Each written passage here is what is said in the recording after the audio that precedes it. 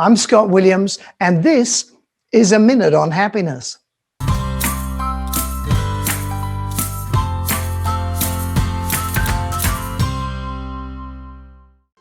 We are living at a moment in time when one of our basic human virtues, that of tolerance, seems to be at an all-time low. Tolerance is quite simply our ability to deal with the disagreeable. We all want to live in a tolerant society because we know it enhances our personal freedoms and boosts community happiness. And yet, despite encouraging tolerance collectively, individually we seem to be becoming less tolerant.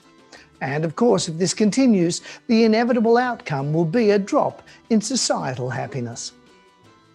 Often, when we display a lack of tolerance for somebody, it's in part because we feel alienated or uncertain about what that other person is doing or thinking. Sometimes we consider them necessarily wrong simply because they don't think like us.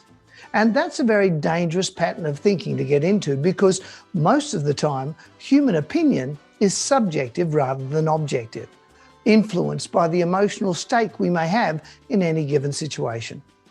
So here's a couple of tips on what we can do to ensure we remain as tolerant as possible in turbulent times. Always remember that you don't have to agree on everything. Life would be very boring if we did. But always try to find things that you can agree on. Listen. It's one of the hardest things we find to do. Often we're not really listening to that other person because we're so busy thinking about what we're going to say next to prove our own point. Respect differences and value the people who take the time to communicate with you, even if their point of view is different to yours. Because there are many people out there who can't even be bothered saying hello to you. Be mindful of change, that it's always imminent, and be ready and adaptable. If you can't bend, you're more likely to break.